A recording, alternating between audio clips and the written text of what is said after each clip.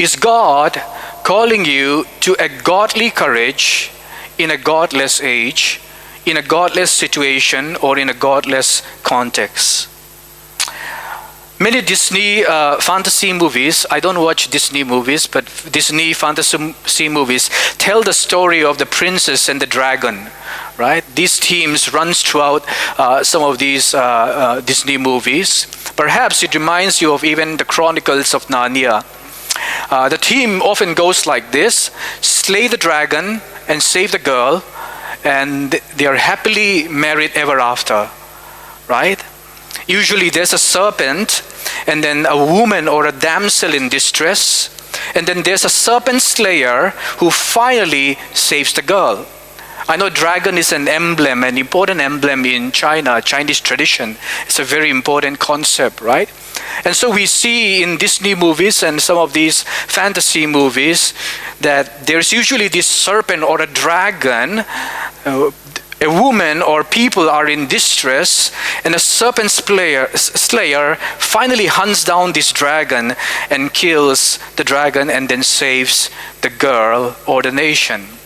If you remember, I don't know if you know this, the legendary Christian story goes to St. George and the Dragon, right? Where St. George and the Dragon tells of a knight who saves a princess from a city and from a dragon.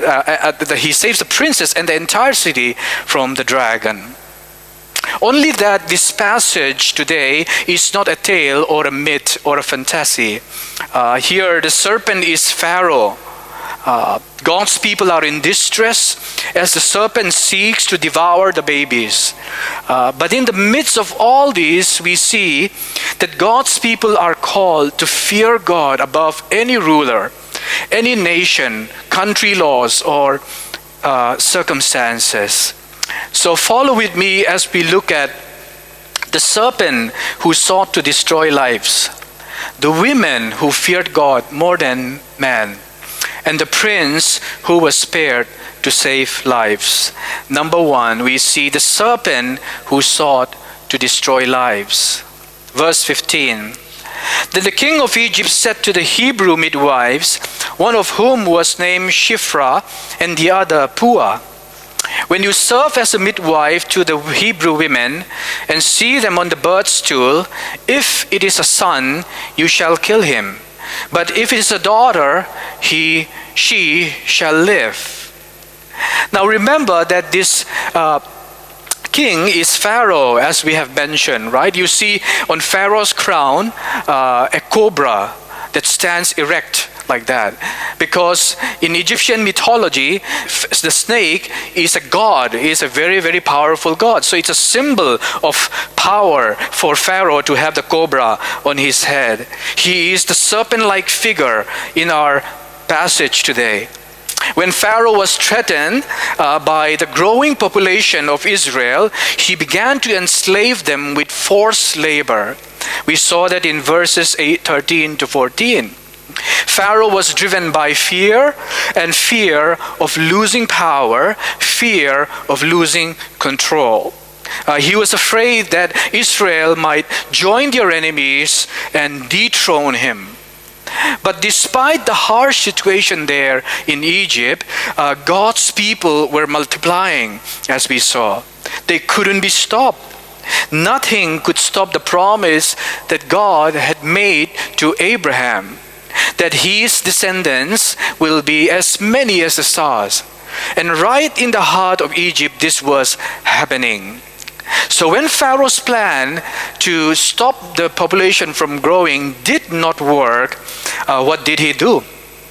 He called two women. Notice in verse 15, who were these midwives? Midwives were women trained to help women give birth, right? They were professionally trained, as it were, to assist the women give birth.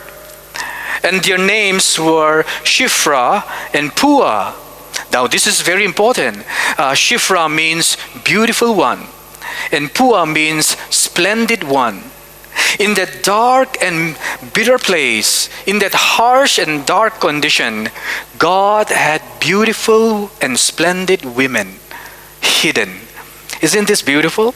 No names of men are mentioned here, not even Pharaoh's name. These were obscure and faithful women. See, it is so easy for us to overlook how important women are in God's plan of salvation. These women have been helping many women give birth. They have contributed to the population growth of Israel. God was fulfilling God's promises, His promises through these women, helping give birth to children.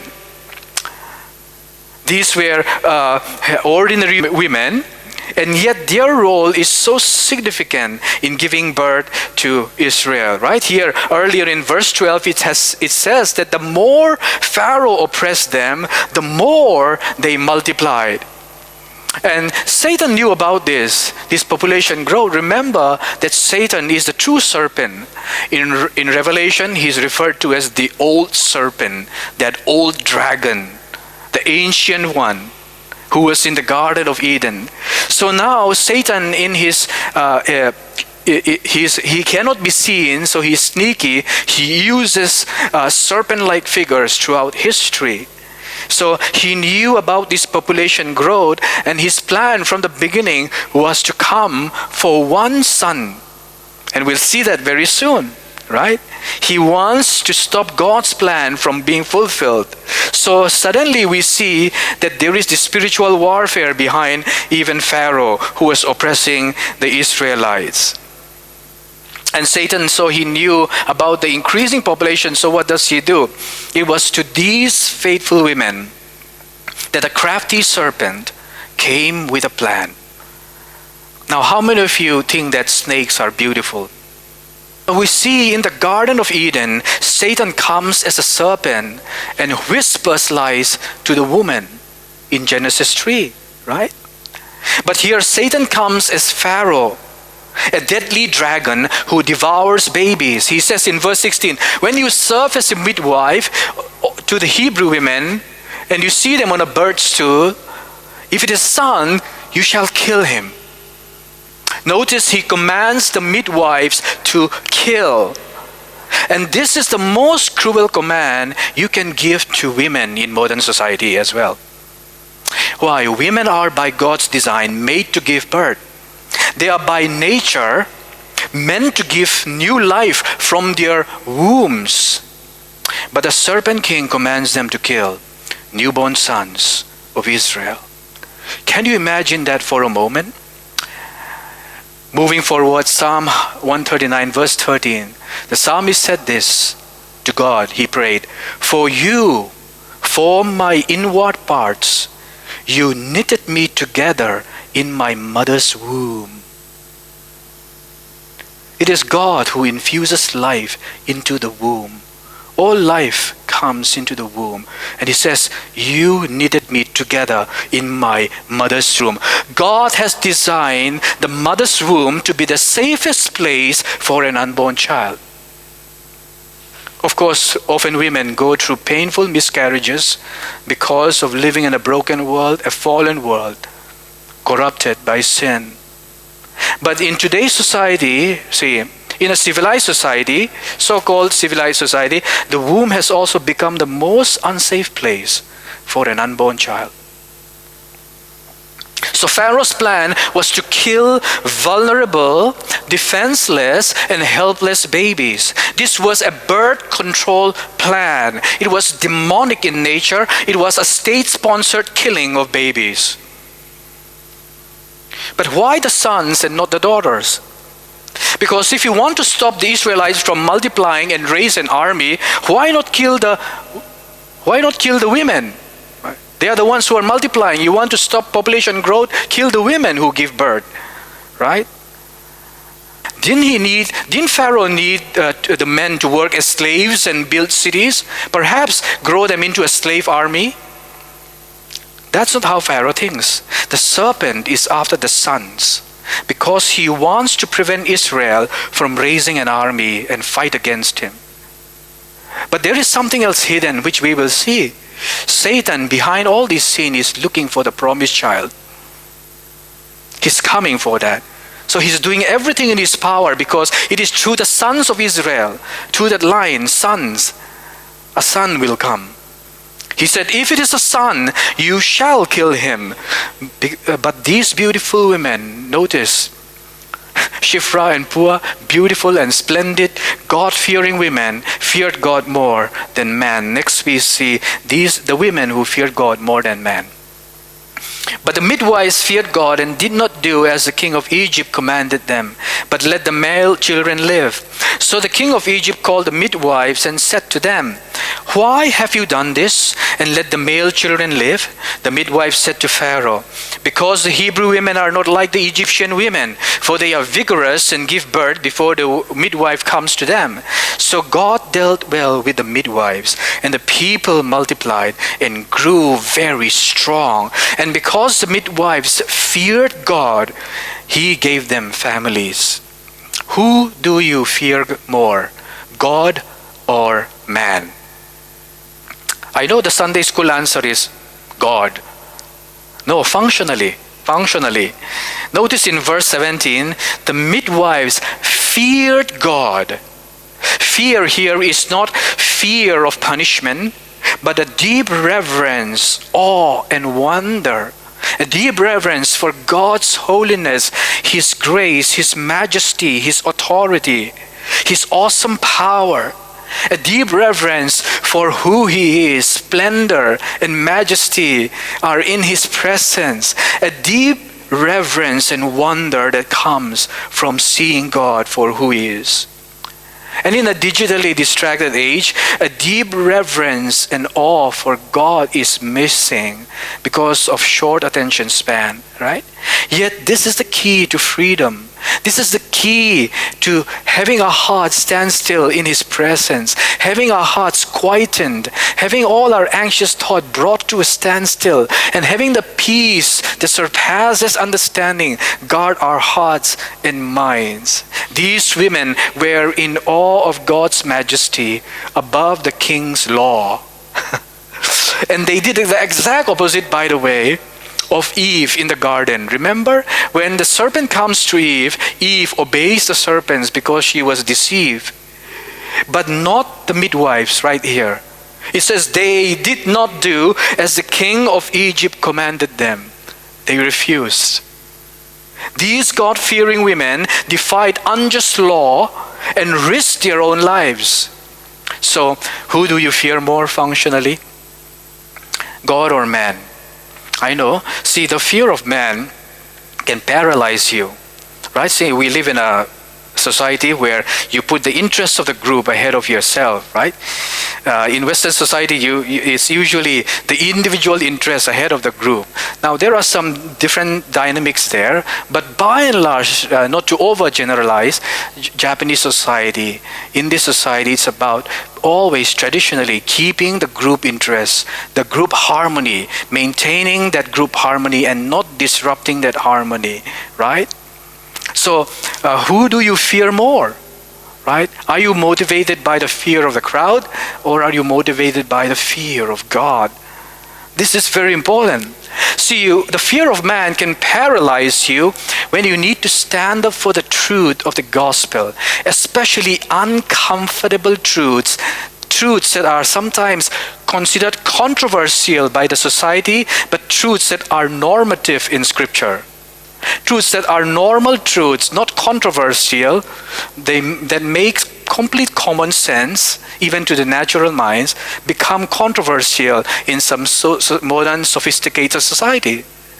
Right? As one philosopher famously said, we have educated ourselves into imbecility, meaning that our educational system, at somewhere in many institutions around the world, right? The academia had lost the moral compass. So what happens is that there is moral relativism. Your truth is your truth. My truth is your truth, my truth. And therefore, why bother me and try to guilt me with your truth? There is no such thing as absolute truth, post-truth as it were. You may think this is like some theory, but this is functional. If you're a parent, some of your children may be believing in this because we are shaped by the cultural narratives. We are shaped by the social media influencers. We are shaped by the things that come into our digital gadgets right here in our pockets. So we are daily shaped. What is a story that is shaping these women? What is driving their motivation? When people look bigger than God in your eyes, people look scary and God looks small. God looks domesticated. If you idolize the approval of man, you will be paralyzed by the fear of rejection. Sure, we all feel when we are rejected, when people say things strongly at us. But if you idolize the approval of man, you will be paralyzed by the fear of rejection. If your driving motive is to be liked and approved by everyone, you will be enslaved by the fear of man. And this is the slavery, the deeper slavery. These Israelites were slaves in Egypt to the system, oppressive system. But the deeper slavery would have been if these two women were paralyzed by the fear of the king. In other words, your idols will enslave you. Proverbs 29 verse 25 says, "The fear of man lays a snare, but whoever trusts in the Lord is safe." The fear of man lays a snare. If you fear man, that's a snare, especially when you need to stand up for the truth of the gospel. There's a snare that Satan is using to trap you so that you won't open your mouth when you ought to, and you won't keep quiet when you ought to. You see this? The fear of man is a deeper form of slavery, but a high view of God's authority, a high view of God's truth, a high view of His majesty and power frees you from the fear of man. This is what the women were experiencing. Women, ladies, my dear sisters, God is calling you to be courageous women of faith. See, faith is not the absence of fear. Faith confronts fear. Faith in who? The God of the universe, who is now above every earthly authority, above every law that is erected in this world. God's calling you to freedom from the fear of man to the fear of God. See, modern people get freedom wrong. We think freedom means freedom from something to do what I want. This is called freedom. That's called basic human freedom. Biblical freedom is freedom from, freedom to. So if you take away anything in this Exodus series, freedom from, freedom to, freedom from slavery, freedom to serve God. He's going to take them out into the wilderness to serve Him. He's going to rescue them from slavery, and then He's going to say, "You shall have no other gods before me. You shall serve me alone. You shall worship me alone." Why? I rescued you. Right? So here these ladies were captivated by the grandeur of who God is. Shifra again means beautiful. Pua means splendid. In God's eyes, these women were beautiful and splendid from the inside out because they feared God above man. So the serpent knew this and came again. "Why have you done this? And let the male children live." Verse 18. Why? He said. Because his plan to destroy the babies was foiled. Satan hates life. He's a thief who comes to kill, to steal, and to destroy, says Jesus in John 10:10. And this is the unseen battle, right? Man-made laws that seek to destroy the image of God are demonic. So the fight to preserve the life of babies is a spiritual battle. If we don't recognize this, we will fight the wrong battle. It is first and foremost a spiritual battle. It is a fight of faith. Often there are many questions in our minds. I'm sure there are as you're thinking about this text. But the text is not trying to answer all our modern assumptions. He's not trying to be smart and clever. He's not trying to be sophisticated. all we see here is that the author says these brave women were commended by God for fearing God above men. Twice he says, and they feared God. So they answered in verse 19, the Hebrew men are vigorous and give birth before the midwife comes to them. Whether this was true or not, all that mattered and the focus is they feared God above any unjust ruler, king or government. They were under tremendous pressure. Their own lives were in danger, but their fear of God led them to the right choice. It says, so God dealt well with the midwives, verse 20. Do you see how God commends them? That God was pleased with them? It says that the people multiplied and grew very strong. 80 years later, there were 600,000 men in Israel. Chapter 12, verse 37.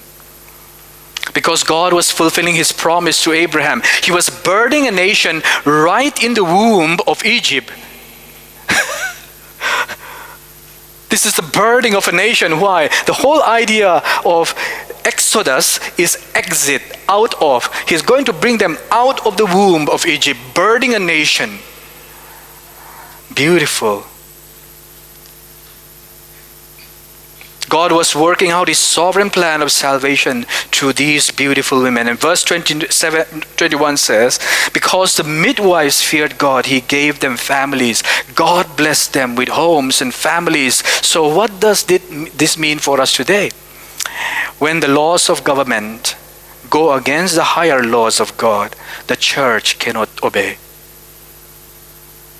Let me say that again. In very rare circumstances, Paul would later say, I don't have time to belabor this point. Romans 13, we are to submit to the government. We are to pay taxes. We are to be good citizens in the country and be witnesses. But there is one place where it contradicts the higher laws of God. That's when the church cannot obey. In Acts 5:29, the apostles would say, we must obey God rather than men, when they were faced with a similar situation. Because these women feared God, an entire generation of newborn males were saved. Finally, the prince who was spared to save lives. Verse 22. Then Pharaoh commanded all his people, every son that is born to the Hebrews you shall cast into the Nile, but you shall let every daughter live. Now a man from the house of Levi went and took as his wife a Levite woman. The woman conceived and bore a son, and when she saw that he was a fine child, she hid him 3 months. When she could hide him no longer, she took for him a basket made of bulrushes and daubed it with bitumen and pitch. She put the child in it and placed it among the reeds by the river bank. Now when Pharaoh's plan did not work, notice he said, verse 12, every son that is born to the Hebrews you shall throw into the Nile, into the river. This was a dangerous time to have sons. It was a dangerous time to raise up sons. But notice in chapter 2, verse 2, one woman conceived and bore a son. Who was this son? Moses. It says she saw that he was a fine child. He was precious, made in God's image. It means that all life derives its worth and value ultimately from God. Your worth comes from God. You are made in his image. And the greatest need for this son is the care and protection of his mother. So she hid him for 3 months, not out of fear, but out of faith that God would spare her son. Did you know that Hebrews 11:23 commended Moses' parents for their faith? Because by faith, they hid him for 3 months, it says. Would you have risked your life to hide the Jews in your home during the Nazi Holocaust?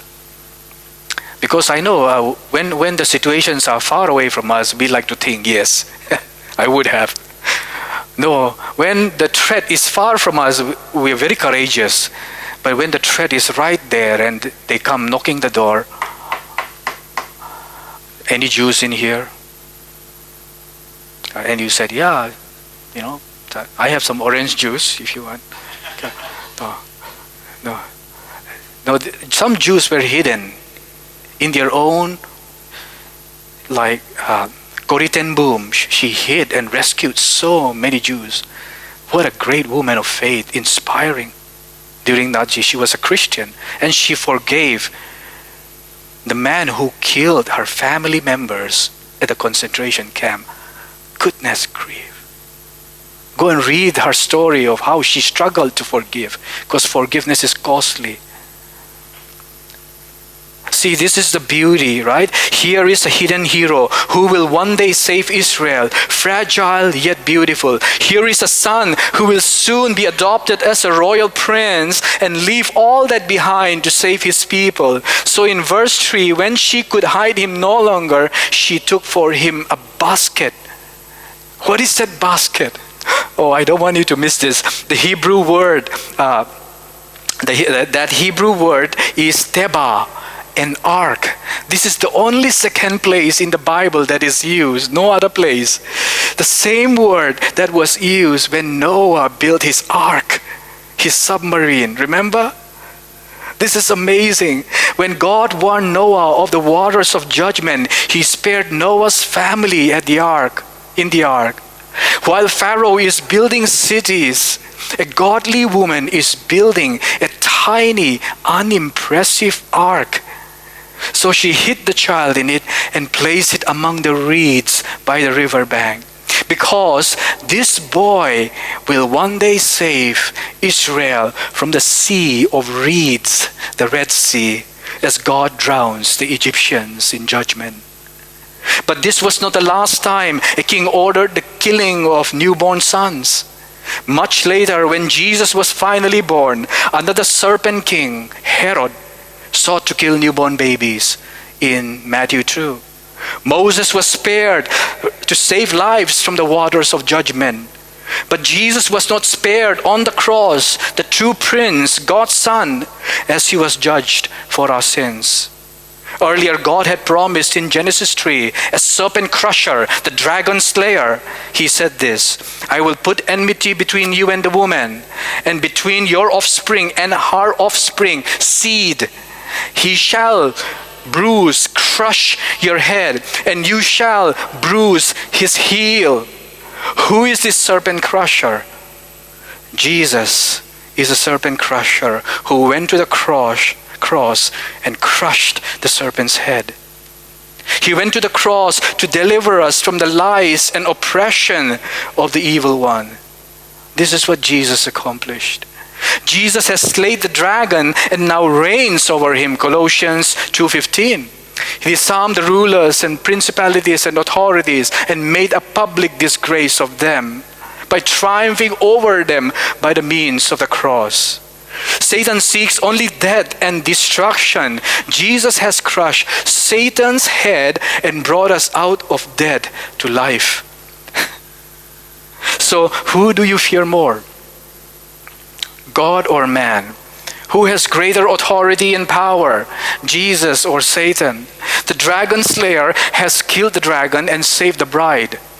There is a marriage supper of the Lamb coming when Christ comes for his bride. We are the bride of Christ, and he is the Savior and Lord. If God then is for us, who can stand against us, Paul would say.